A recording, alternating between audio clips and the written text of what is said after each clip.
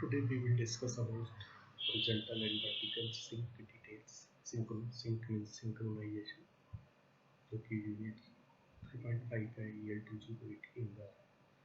तो हम देखेंगे कि हमको सिंक्रोनाइजेशन प्रोवाइड करना होता है टीवी ट्रांसमिशन के अंदर और रिसेप्शन के अंदर।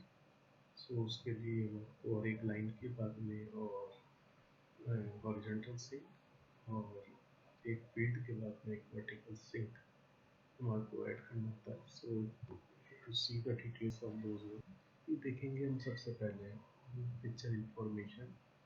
आप इसको देखेंगे कि पूरा हमारा जो हॉरिजॉन्टल लाइन है वो तो हमारी 64 माइक्रो सेकेंड की होती है, इसमें picture micro second picture information 52 micro second की होती है, रिमेनिंग 12 माइक्रो सेकेंड की हमारे पास में ब्लैंकिंग पल्सेस है, मतलब ब्लैंकिंग के लिए होता है।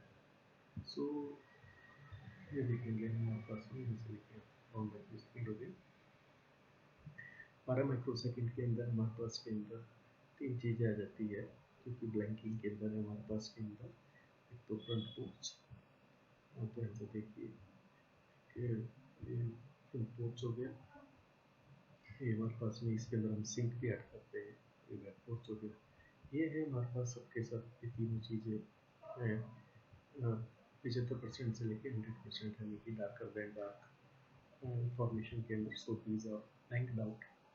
और ये picture information it meters up to 0 voltage, ये हमारे पास 72% है ये पिक्चर इंफॉर्मेशन। सो ये हमारा वाइट पोर्शन इंडिकेट करता है हमारे पास में। ये पिक्चर इंफॉर्मेशन हमारे पास के अंदर इससे रिट्रेस यहाँ पे एंड हो जाती है, और जब ये रिट्रेस एंड होती है इसके बाद इसको ऑसिलेटर को वापस अपना क्वालिटी चेंज करने के लिए सफिशिएंट टाइम मिल जाता है, देन ये स्टार्ट स्ट्रेसिंग। और स्ट्रेसिंग के अंदर लास्ट के अंदर जो है यहाँ पे ब्लैंकिंग स्टार्ट हो जाती है, देन जो है it starts retracing over there. So this is the somehow हमने देख लिया इसको हॉरिजॉन्टल डिफ्लेक्शन ये सब।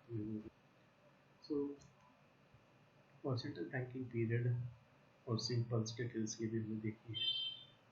जो horizontal scanning lines they are indicated by H.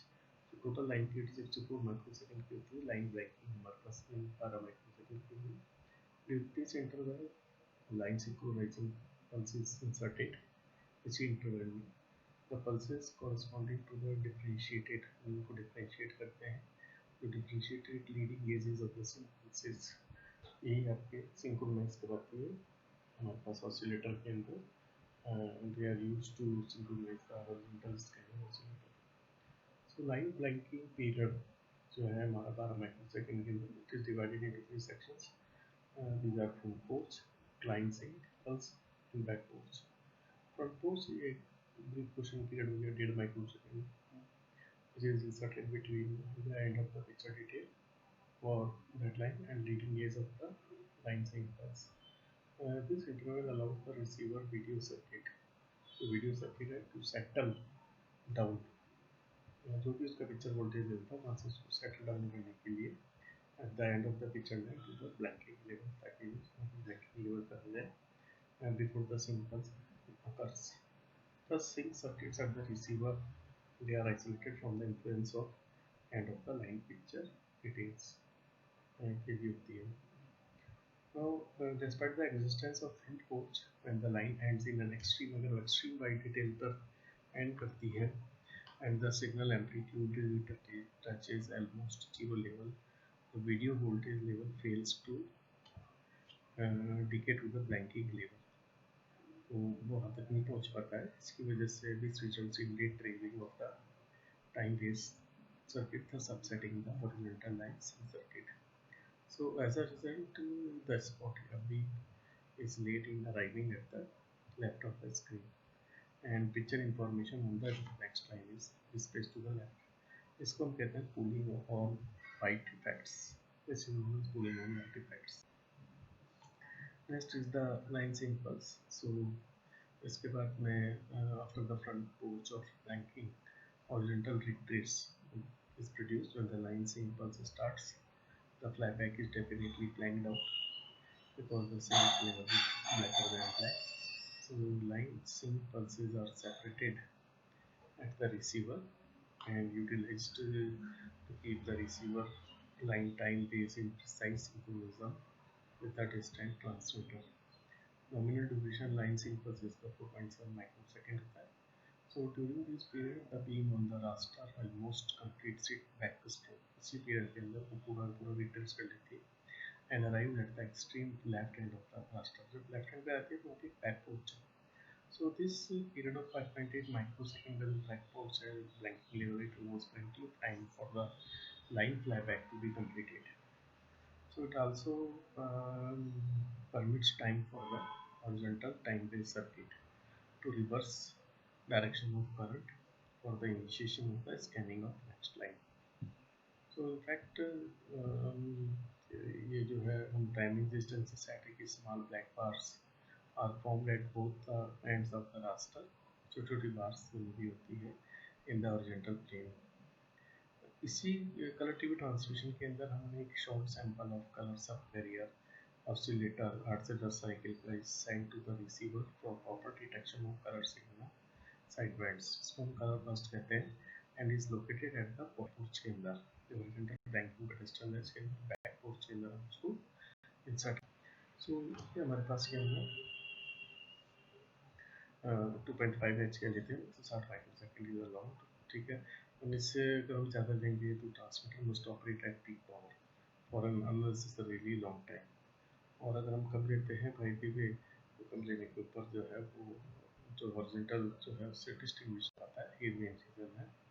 सो ये भी हमने आपके देख लिया कैसे 625 के बाद में हमने डायल लाइन का जो है वर्टिकल पल्स हमने ऐड करी है और ये इधर की तरफ 312.5 के बाद के. सो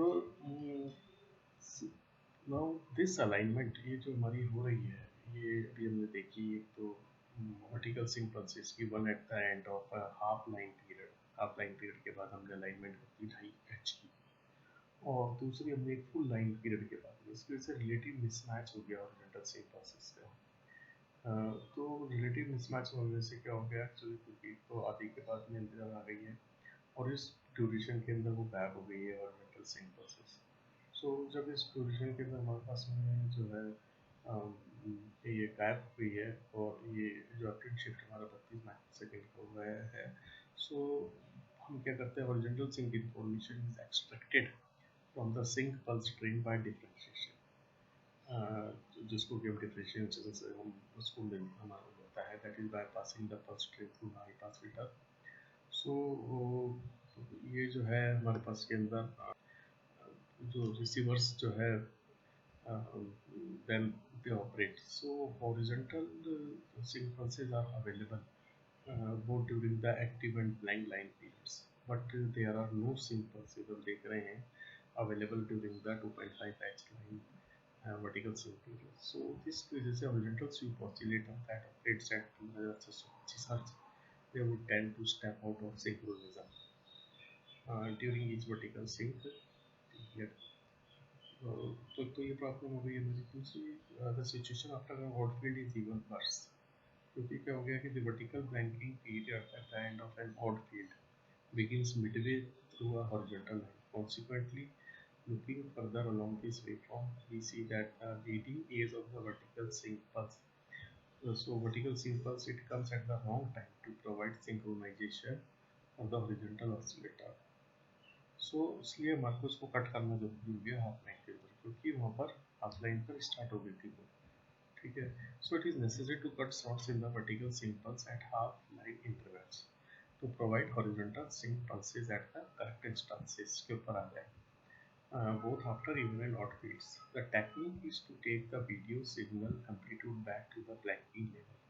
हम वापस क्या करते हैं, इसको जो 2.5 Hz का है उसको हमारे जो डिवाइडर है उसको ब्लैंकिंग लेवल पर वापस ले आते हैं 4.7 microsecond before the line pulses are needed. So the waveform is then returned back to the maximum. वापस उसको वापस ट्रेन पे टॉप लिया. Training, but rising edges of these pulses are actually used to trigger the horizontal oscillator. So ये हमारे पास के अंदर जो ये इंसर्शन ऑफ शॉर्ट पल्सेस करी है इसको नोचिंग या selection of broad field pulses कहते हैं. तो ये कारण हो गया हमारे पास. तो हालांकि हमने ये कर लिया है, हमने vertical pulse has been broken, हमने वर्टिकल पल्स को ब्रोकन कर दिया to yield horizontal sync pulses. The effect on the vertical pulse is substantially change, तो उससे कोई फर्क नहीं पड़ता है विशेष में, बिकॉज अगर हम देखेंगे तो वो potential it still remains about the blanking voltage level all of the time it is acting.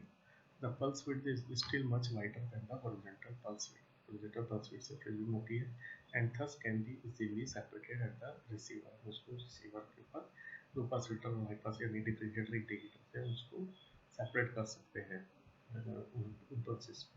यहाँ पे हम देख ही रहे हैं यहाँ पर सर्किट के अंदर यहाँ पे डिफरेंशिएटेड आउटपुट और हमारे पास में इंटीग्रेटेड आउटपुट हमारे पास सिस्टम से हमको मिल रहा है। ये वाला ये हाई पास फिल्टर ये डिफरेंशिएट करेगा पल्स को, ये हाई पास फिल्टर ये जो पल्सेज आ रही है हमारे पास में पल्सेस को डिफरेंशिएट करके इस टाइप के आपको पल्सेज कर देगा, और ये लो पास फिल्टर ये कैपेसिटर पे वोल्टेज डेवलप होता चला जाएगा, ये तो यहाँ जाकर के वापस शुरू हो जाएगा, इसका आउटपुट वोल्टेज हो जाएगा and then substantially voltage shall increase and output shall be the same. The pulses तो हमारे पास के अंदर ये तो हमारे पास में हो गया। दूसरी चीज़ ये हो गई कि एक और दूसरा शॉर्टकमिंग हो गई देखो कि first it must be mention that synchronisation of the vertical sweep oscillator in the receiver is obtained from vertical sync pulsar by integration. This is given here the time constant R2 C2 is chosen to be large compared to the duration of horizontal pulses, but not with respect to the width of the vertical sync pulses. So the integrating circuit may equally be looked upon as a low pass filter, तो उसको देख सकते हैं। सो वहाँ पे क्या होगा, voltage built up होएगा। सो वोल्टेज बिल्टअप होकर के हमारे पास में क्या होगा कि जो हाफ लाइन का पीरियड का जो हमारे पास वोल्टेज है वो सब्सटेंशियली एक वहाँ पे वोल्टेज रह जाएगा, और उसकी वजह से हमारे पास में एरर प्रोड्यूस हो जाएगी। देखते हैं हम इसको।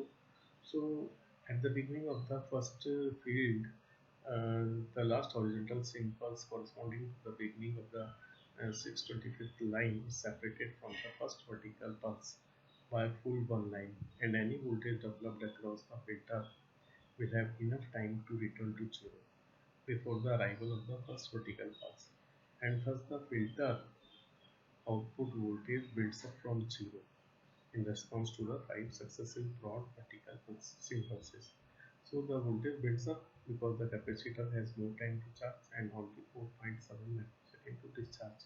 So the situation, however, is not the same for the beginning of the given field. Here the last horizontal pulse corresponding to the beginning of the 313th line is separated from the first vertical pulse by only half a line.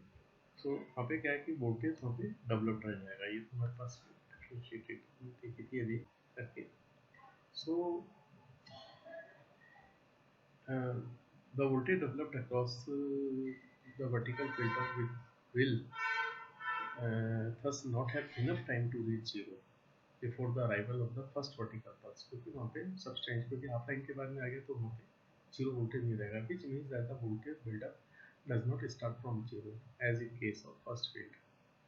ठीक है, so the residual voltage on account of the half line discrepancy gets added to the voltage developed on account of the broad vertical pulses, and thus the voltage developed across the output filter is somewhat higher at each instant as compared to the voltage developed at the beginning of the first field। ये हम देखते हैं आगे के अंदर। तो ये देखिएगा कि हमारे पास में हाफ लाइन की वजह से क्या होगा कि यहाँ पे वोल्टेज डेवलप रह जाएगा, ये हाफ लाइन यहाँ पे आया, हाफ लाइन की वजह से देखना है यहाँ पे कुछ वोल्टेज यहाँ पे पोटेंशियल डेवलप करेगा, और जबकि ये तो फुल टाइम था, जब फुल टाइम भी आपके डिस्चार्ज हो गया कैपेसिटर तो यहाँ पे वोल्टेज डिस्चार्ज हो गया, तो इसकी वजह से क्या हो गया कुछ वोल्टेज रह गया, तो ये दोनों का ट्रिगिंग लेवल का डिफरेंस आ जाएगा, इवन फील्ड का और एक ऑड फील्ड का दोनों का ट्रिगिंग लेवल का डिफरेंस आ जाएगा। सो this is illustrated in figure this way. So post equalizing pulses are necessary for a fast discharge of the capacitor to fast discharge of the capacitor to ensure triggering of the vertical oscillator at proper time. If the decay of voltage across the capacitor is slower, it would happen as would happen in the absence of post-equalizing pulses. The oscillator may trigger at the trailing edge, which may be far away from the leading edge, and thus could lead to an error in triggering. So thus with the insertion of narrow pre and post equalizing pulses, the voltage rise and fall profile is essentially the same for both the field sequences, and the vertical oscillator is triggered at the proper instance. के ऊपर जो है वो करेगा। ये हमने यहाँ पे प्री एंड पोस्ट इक्वलाइजिंग, ये तो हमारे पास में फील्ड सिंक हो गया हमारे पास में। This is the end of the second field जो कि पूरी लाइन पीरियड हो गया, और ये end of the first field हो गया हमारे पास में। अब हमने ये 5 प्री इक्वलाइजिंग पल्सेस हमने लगा दी है इसके अंदर, 1 2 3 4 5, 1 2 3 4 5, उस तरह पल्सेस आ रही है हमारे पास में बाकी की। ऐसे हमने यहाँ पे पोस्ट के ऊपर लगा दी है पोस्ट इक्वलाइजिंग 5 पल्सेस, 1 2 3 4 5 होती है हमारे पास में पल्सेस आ गई है। सो यहाँ पे कोई भी वोल्टेज डेवलप नहीं हुआ, क्योंकि अब आपके पास में आपने जो यहाँ पे आपका डिस्क्रिपेंसी वो वोल्टेज सॉल्व हो जाएगी। सो वोल्टेज हमारे पास में कंटिन्यूसली जीरो आता रहेगा और बिल्कुल आइडेंटिकल वर्टिकल सिंक हमारे पास में एडअप हो जाएगा। So this is about the vertical sink.